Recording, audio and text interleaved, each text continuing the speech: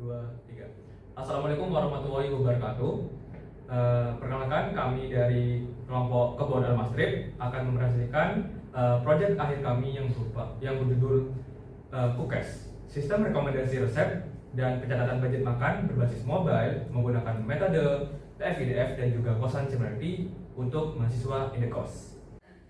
Sebelumnya, perkenalkan, saya Fikri Saputra sebagai ketua dari golongan B. Saya Nadwi dari golongan B. Saya Oviuktar Madani dari golongan D. Saya Nabil Yusuf Kolin Danendra dari golongan B. Dan saya Muhammad Rani Kurniawan juga dari golongan B. Untuk daftar pembahasan presentasi kami dimulai dari latar belakang dan rumusan masalah yang akan dibacakan oleh Ratna, kemudian solusi, overall system akan dibacakan oleh saya, dan tahap PSDM akan dimulai dari Lofi dan juga dilanjutkan oleh Randy dan Nabil, serta list of teknologi juga dilanjutkan oleh Nabil. Ya.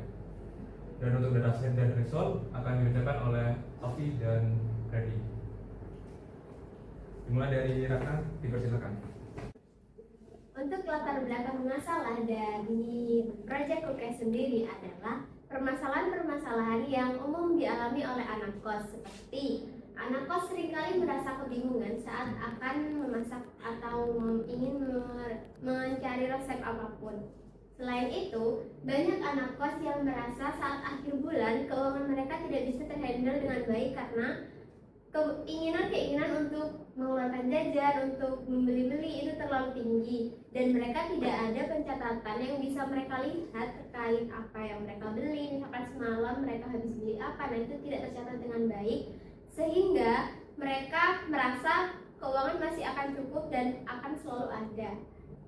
Selanjutnya, untuk itu kami menawarkan solusinya dengan KUKES, di mana KUKES ini merupakan sistem rekomendasi resep berbasis chatbot dengan menggunakan algoritma TF-IDF dan Kosan Similarity, di mana pada aplikasi kami menawarkan chatbot untuk membantu kebingungan para mahasiswa ataupun para anak kos, sehingga mereka bisa mencari rekomendasi resep, dan kami juga menawarkan untuk sebuah fitur di mana fitur tersebut bisa membantu para anak kos menghandle jadwal makan mereka selama 1 hari. Selain itu, mereka juga akan dihandle untuk bagian pencatatan keuangan selama 1 bulan, di mana itu bisa ditentukan budgetnya. Dan juga selain itu, kita juga menawarkan sebuah fitur untuk menawarkan resep dengan menghindari alergi yang dimiliki oleh pengguna. Oke, kita masuk ke dalam overall system yang akan membahas alur utama dari KUKES. Dimulai dari user.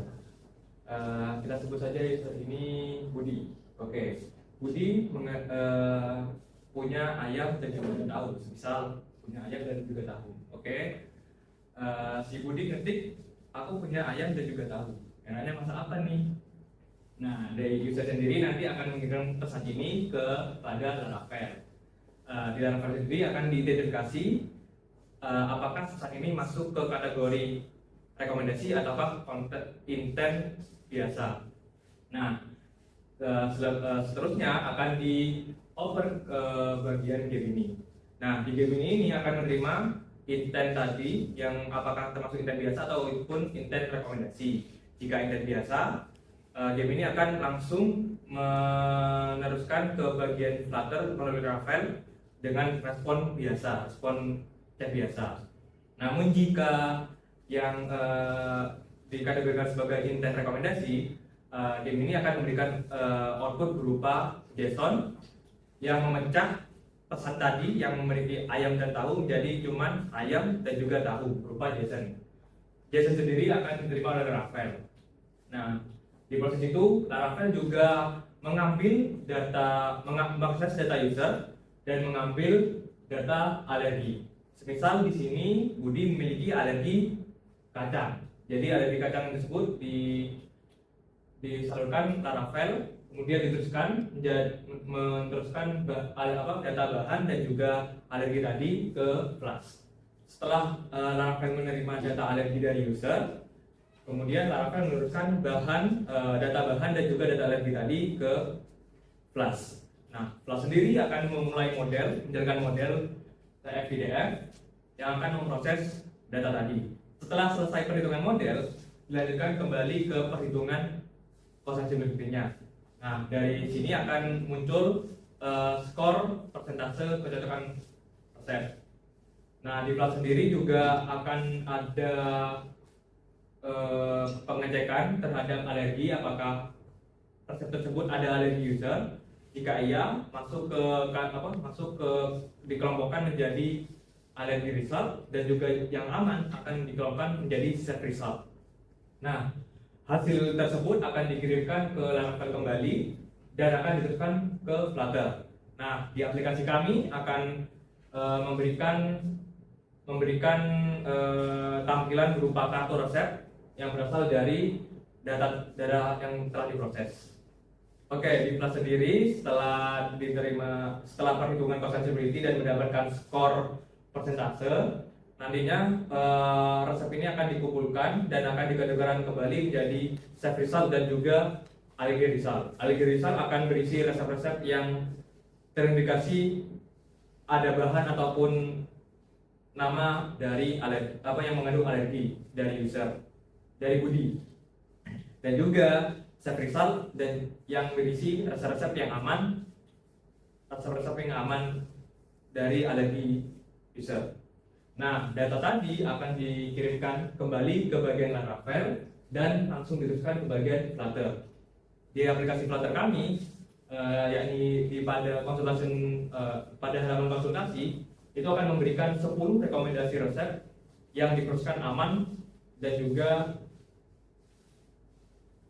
di aplikasi Flutter kami, yakni di halaman konsultasi, akan diberikan 10 rekomendasi resep yang diproseskan aman tanpa alergi. Namun jika resep tersebut ada alergi, di bagian Flutter kami akan memberikan label warning untuk resepnya. Selanjutnya dari proses kami akan dijelaskan oleh Ovi. Selanjutnya yaitu tahap BCM. Yang pertama ada business understanding, yang kedua ada data understanding, yang ketiga ada data preparation, yang keempat adalah modeling, yang kelima evaluasi, dan yang keenam adalah deployment. Kita masuk ke tahap pertama yaitu business understanding. Kita masuk ke tahap business understanding. Di sini tahap ini mengidentifikasi masalah dan juga menentukan solusi yang diberikan. Kita lihat di dalam PPT ini, itu adalah gambar anak kos yang memiliki masalah seperti masa apa ya, terus semalam habis berapa ya, lupa nyatet deh. Terus habis itu ada juga, waduh air bulan seret nih, terus juga telat di TF uang udah habis. Nah, kita menemukan solusi yaitu membuat aplikasi QCAS, rekomendasi resep dan pencatatan pengeluaran makan. Di situ ada AI konsultasi. Selanjutnya masuk ke tahap kedua yaitu data understanding. Di sini kita menggunakan sumber data Kaggle dengan jumlah data 11.594 dengan jumlah kolom ada 7, missing atau duplikat value-nya ada 0, isi kolom ada step, locus, kategori, title clean, total ingredients clean, dan total step. Lalu selanjutnya data preparation akan dilanjutkan oleh Nabil. Baik, lanjut ke data preparation. Yang pertama di sini ada data cleaning, yang dimana itu untuk menghapus data-data kosong atau data duplikat pada dataset. Terus yang kedua ada text processing, yang dimana itu untuk menghapus angka, emoji atau simbol-simbol yang tidak berguna, atau seperti kata-kata yang tidak baku. Yang ketiga ada feature selection, yang dimana itu mencantumkan kolom title clean dan ingredients clean pada dataset. Terus yang keempat ada data split, yang dimana itu untuk membagi data jadi data train dan data set, yang dimana ada 80% untuk data train dan terus ada 20% untuk data test. Selanjutnya ada tahap modeling, yang dimana proses pertama adalah import data train melalui MongoDB. Terus yang kedua adalah tahap pemodelan menggunakan TF-IDF untuk mengubah data teks menjadi data numerik sehingga dapat dibaca oleh komputer. Terus yang proses ketiga ada proses menyimpan model TF-IDF dalam bentuk pickle sehingga untuk memudahkan proses rekomendasi pada sistem. Untuk tahap berikutnya akan dijelaskan oleh teman saya, Muhammad Randy Kurniawan. Silakan. Oke, jadi saya akan menjelaskan bagian atau tahapan evaluasi. Jadi ini merupakan proses pengukuran akurasi tingkat relevansi atau rekomendasi melalui 5 tahapan yang terstruktur. Jadi tahapan yang pertama terdapat load data dan model. Pada tahapan ini akan memungut data resep serta model TF-IDF dari hasil modeling. Dari hasil modeling dan data teks untuk proses evaluasi. Berikutnya adalah grid search. Grid search ini digunakan untuk mencari kombinasi parameter terbaik secara otomatis untuk mengoptimalkan performa sistem. Yang berikutnya terdapat TF-IDF dan quotient similarity. Jadi TF-IDF dan quotient similarity ini untuk mengubah teks menjadi vektor dan menghitung skor kemiripan antara preferensi pengguna dengan resep. Berikutnya terdapat ranking dan filtering. Pada tahapan ranking dan filtering ini untuk mengurutkan 10 resep dari nilai kemiripan yang tertinggi. Dan untuk kalkulasi metrik ini untuk mengukur performa akhir sistem menggunakan metrik precision untuk ketepatan dan recall untuk kelengkapan. Berikutnya tahapan deployment. Jadi pada tahapan deployment ini merupakan tahapan integrasi model machine learning dengan backend dan aplikasi mobile untuk menghasilkan rekomendasi makanan secara langsung. Pada tahap 1 yaitu model TF-IDF. Pada model TF-IDF ini adalah sistem untuk mengubah teks resep menjadi numerik dan menghitung kemiripan data. Dan untuk flash model ini merupakan server yang memuat file pickle dan menerima data dari backend, menghitung rekomendasi dan untuk mengembalikan hasilnya. Berikutnya untuk Laravel. Laravel ini merupakan backend untuk mengelola autentikasi, data profil, resep, budget, database serta penghubung Flutter melalui REST API. Dan untuk Flutter ini merupakan front-end mobile yang menampilkan antarmuka menerima dan menginput preferensi pengguna seperti semacamnya, yaitu kategori, alergi, budget, dan menyajikan daftar rekomendasi. Berikutnya adalah list of technologies atau tools. Jadi ini merupakan teknologi dan alat-alat yang digunakan dalam aplikasi kami, yaitu untuk ML dan pre-processing terdapat Python, scikit-learn, Pandas, NumPy, dan Stats Model. Berikutnya machine learning serving menggunakan Flash via REST API. Berikutnya pada mobile app kita menggunakan Flutter Dart sebagai user interface kita. Untuk backendnya kita menggunakan Laravel PHP, dan untuk database menggunakan MongoDB. Untuk rekomendasi kami menggunakan Gemini API melalui Node.js, dan untuk model serialization-nya atau untuk mengubah data menjadi data numerik itu menggunakan Pickle. Berikutnya akan dijelaskan oleh teman saya, Ovi. Kita mengambil 7 kolom, yaitu steps, kategori, lovers, total ingredients, title clean, ingredients clean, dan total step. Selanjutnya yaitu database Mongo yang akan dijelaskan oleh Nabil. Oke, di sini saya akan menjelaskan tentang database MongoDB, yang dimana Pertama ada collection admin yang dimana ini berisi tentang data-data admin pada web.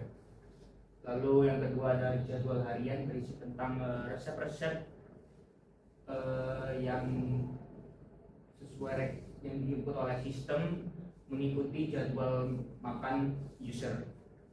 Lalu ada collection jadwal makan, di mana ini berisi tentang user itu menginputkan berapa kali makan dalam per hari. Lalu ada collection keuangan berisi tentang keuangan pada user. Ada migration berisi tentang data-data migration. Lalu ada collection personal access yang dimana ini untuk kebutuhan autentifikasi.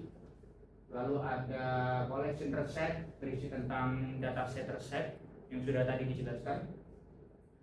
Lalu ada collection riwayat rekomendasi nanti yang akan muncul pada dashboard user. Lalu ada collection stock berisi tentang stok-stok bahan yang ada di user. Lalu ada user resep berisi tentang resep favorit, resep yang difavoritkan oleh user dan lain-lain. Lalu ada user sendiri berisi tentang data user. Terima kasih. Oke, untuk tampilan pertama pada aplikasi kami yakni adalah case mode.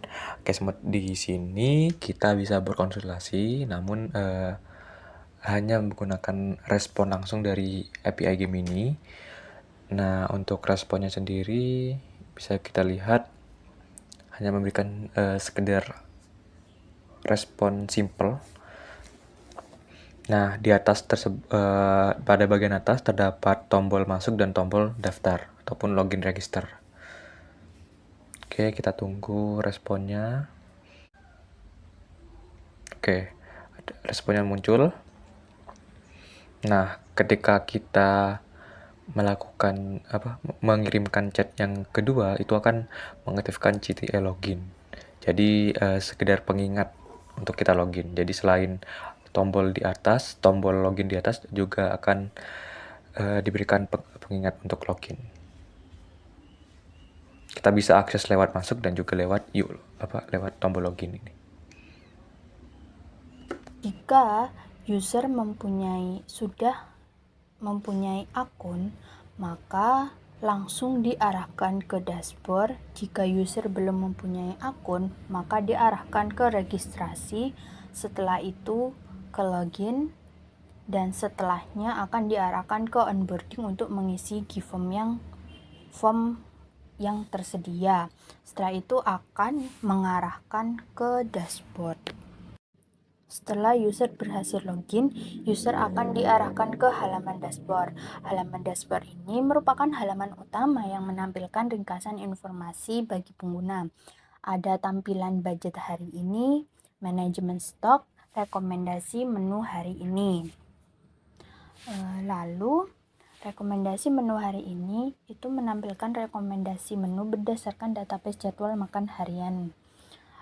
Ketika user bisa memencet detail resep dan akan memunculkan pop-up.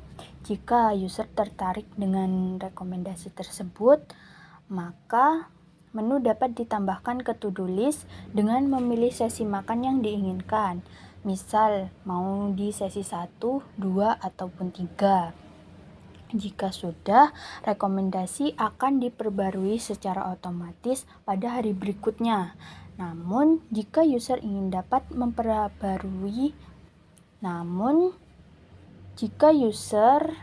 ingin memperbarui rekomendasi secara langsung, bisa dengan memencet tombol refresh yang tersedia di dashboard. Oke, masuk ke dalam menu konsultasi. Menu konsultasi ini hampir mirip dengan menu guest mode. Jadi, di sini kita bisa konsultasi dengan chatbot, namun bedanya di menu konsultasi ini kita akan diberikan respon rekomendasi berupa resep-resep yang berasal dari model, yang sudah dikelola oleh model. Nah, resep yang diberikan ini sebanyak 10 resep yang diambil dari model, dan di menu resep ini, di masing-masing setiap resep ini kita bisa ganti resep di sini menjadi resep yang digunakan pada to-do list. Jadi menu yang di bawah adalah menu dari jadwal, dan juga yang menu yang di atas itu adalah menu dari konsultasi sendiri. Nah, ketika kita ganti resep itu akan mengalihkan kita ke menu to-do list.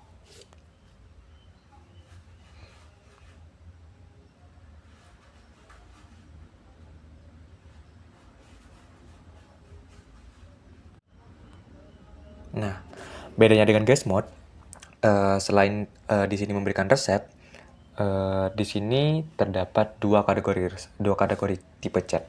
Yang pertama yakni rekomendasi resep dan juga rekomendasi biasa. Jadi sama seperti guest mode, memberikan respon berupa respon langsung dari API ketika user menginputkan di luar kategori rekomendasi. Selanjutnya adalah menu keuangan. Pada bagian keuangan, di sini menampilkan total saldo dan juga budget per hari, serta grafik-grafik yang dimaksudkan untuk mempermudah, dan juga ada mutasi untuk melihat pengeluaran dan pemasukan kita. Pada bagian atas juga terdapat tombol untuk menambah pemasukan, yaitu di bagian top up yang bisa di-set untuk budget bulanan ataupun top up biasa. Selain itu ada catat yang juga untuk pemasukan pengeluaran-pengeluaran yang tidak terekap dalam to-do list. Lalu, jika user ingin melihat manajemen stok, dia akan diarahkan ke stok. Di stok ini terbagi menjadi dua kategori, yaitu bahan segar dan bahan kemasan. Bahan segar itu bisa menginput seperti sayur, buah, daging, dan lain-lain. Sistem akan memberikan peringatan ketika bahan mendekati masa simpan. Lalu, jika bahan kemasan akan menyimpan bahan seperti mie instan, susu, makanan yang berbentuk kemasan, dan sistem akan memberikan peringatan H-7 sebelum tanggal kadaluarsa. Oke, sekarang kita masuk ke dalam menu to-do list. Menu ini akan merekomendasikan dan memberikan kita jadwal resep yang kita bisa gunakan untuk memasak. Di sini kita diberikan opsi beli dan juga masak. Opsi beli digunakan untuk user bisa menentukan pengeluaran di luar dari rekomendasi yang kita berikan. Untuk maksimal item yang bisa kita tambahkan adalah sebanyak 3 item per jadwal. Untuk opsi masak sendiri, kita bisa gunakan untuk menginputkan pengeluaran, berapa banyak pengeluaran yang kita habiskan untuk satu jadwal tersebut. Nah, konsep dari to-do list ini, to-do list mengambil kategori favorit dari user. Nah, dari kategori favorit user ini akan digabungkan menjadi satu list dan akan dibagi berdasarkan berapa banyak user tersebut makan atau diambil dari sesi makan user. Berikutnya pada halaman profile user. Pada halaman profile user ini berisi preferensi-preferensi yang dimasukkan oleh pengguna saat pertama kali login, seperti makanan kesukaan, alergi bahan makanan, budget bulanan, frekuensi makanan hari, dan terdapat opsi untuk logout atau keluar. Nah, setelah pertama kali masuk, maka terdapat langkah yang diperlukan aplikasi agar dapat lebih mengetahui preferensi pengguna. Jadi, pertama, pengguna memasukkan kategori makanan favorit seperti sayuran, sapi, dan udang. Nah, pada form ini diberikan beberapa pilihan. Berikutnya, pada halaman alergi bahan makanan. Nah, pada halaman ini pengguna bisa mengisikan jika memiliki alergi, misalnya kacang-kacangan, susu, telur, seafood, dan udang.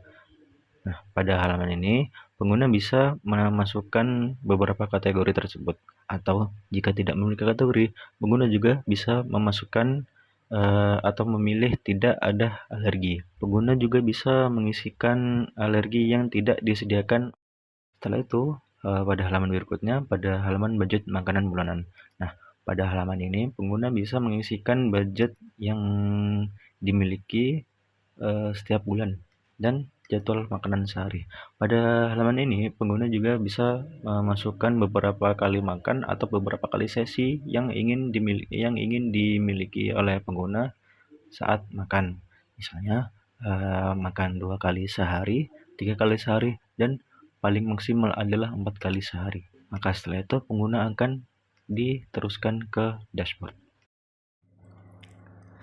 Halo semuanya, pada video ini saya akan mendemonstrasikan bagian website dari Project Kukes. Pada bagian website sendiri, sistem ini dikhususkan untuk admin saja. Hal ini karena fitur-fitur yang ada di dalam website lebih berfokus pada proses manajemen dan pengolahan sistem Kukes. Mulai dari pengolahan data resep, pemantauan data pengguna, melihat ringkasan dashboard, melakukan testing dan evaluasi model, sampai pengaturan profil admin. Jadi, website ini berperan sebagai pusat kontrol dari sistem Kukes, sedangkan untuk pengguna umum, nantinya pengguna fitur utama lebih difokuskan pada aplikasi mobile, seperti rekomendasi resep, inventory, konsultasi, to-do cook, dan laporan keuangan. Pertama, ketika sistem baru pertama kali dijalankan, admin akan diarahkan ke halaman First Time Setup. Pada halaman ini, admin utama dapat membuat akun dengan mengisi nama lengkap, email, password, dan konfirmasi password. Halaman setup ini hanya muncul di awal sebagai proses konfigurasi sistem pertama kali.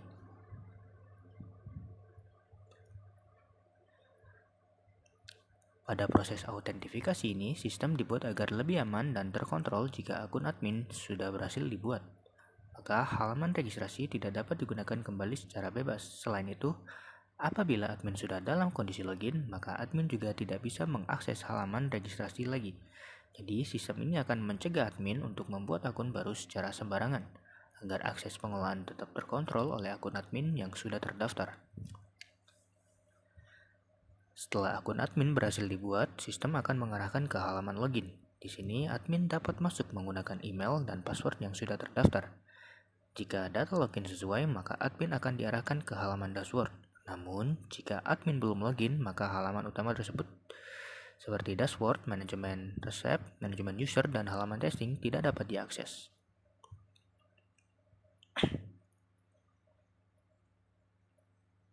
Setelah berhasil login, admin akan masuk ke halaman dashboard.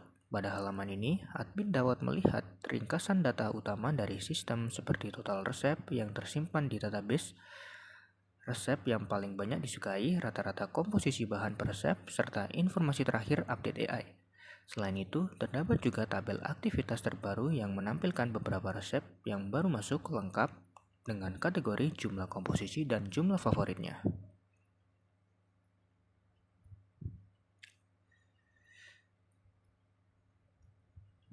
Selanjutnya, terdapat halaman profil setting. Pada halaman ini, admin dapat memperbarui informasi profil seperti nama dan email. Selain itu, admin juga dapat mengganti password dengan memasukkan password lama, password baru, dan konfirmasi password. Di bagian bawah halaman juga tersedia fitur logout untuk keluar dari akun admin setelah selesai menggunakan sistem. Lalu selanjutnya, pada halaman manajemen user, admin dapat melihat daftar pengguna yang sudah terdaftar di sistem. Data yang ditampilkan meliputi nama pengguna, email yang sudah diprivasi, tanggal bergabung, serta tombol aksi untuk menghapus user jika diperlukan. Fitur ini membantu admin dalam memantau dan mengelola akun pengguna yang menggunakan aplikasi Kukes. Untuk halaman manajemen resep dan halaman testing akan dijelaskan oleh rekan saya, Ratna. Terima kasih. Untuk selanjutnya adalah menu manajemen resep. Pada manajemen resep ini, admin dapat melihat keseluruhan jumlah dan juga isi dari database resep. Untuk mempermudah penglihatan, admin dapat memfilter berdasarkan kategori dan juga dapat menambahkan resep-resep baru dengan menambahkan judul, bahan, langkah memasak, dan juga kategori yang sesuai dengan bahan yang ditambahkan. Setelah itu, admin dapat melihat deskripsi lengkap dari resep-resep yang telah ditambahkan atau yang sudah ada. Selain itu, admin juga dapat mengubah resep-resep apabila resep tersebut tidak sesuai ataupun dapat menghapus apabila terdapat kesalahan dalam resep atau ketidaksesuaian. Pada menu selanjutnya adalah halaman testing. Halaman testing dan evaluasi model ini dibuat untuk mempermudah mahasiswa dan juga dosen untuk mengecek bagaimana berjalannya proyek. Pada halaman testing terdapat dua, yaitu evaluasi model dan API tester.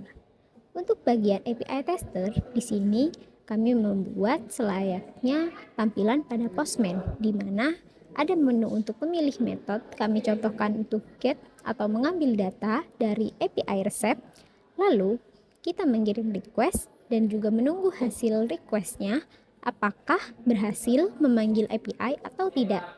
Di sini kami berhasil memanggil API resep dan menampilkan resep yang tersedia dalam database. Selanjutnya, pada halaman testing bagian evaluasi model dimaksudkan untuk mempermudah dalam pengevaluasian model yang kami pilih dengan algoritma yang kami gunakan, yaitu algoritma TF-IDF dan cosine similarity, di mana pada saat tombol jalankan pengujian ditekan, sistem secara otomatis akan mengevaluasi 2317 data uji dan akan menghasilkan dua metrik performa utama, yaitu precision sebesar 64,89% yang menunjukkan tingginya ketepatan rekomendasi di layar pengguna, serta recall sebesar 70,88% yang menunjukkan kemampuan sistem dalam menarik mayoritas resep dari dalam database. Sebagai bukti transparansi, detail pengujian dapat dilihat langsung pada tabel di bawah. Contohnya, ketika sistem diuji dengan input bahan ikan tuna, bawang merah, dan bahan-bahan lainnya, sistem menebak tuna black pepper saus mentega yang menghasilkan similarity sebesar 86,4% dengan status relevan. Hasil dari dashboard ini memvalidasi bahwa algoritma yang dibangun telah berjalan dengan optimal. Sekian dari presentasi kami, kurang lebihnya mohon maaf. Wassalamualaikum warahmatullahi wabarakatuh. Waalaikumsalam warahmatullahi wabarakatuh. Dadah. Dadah.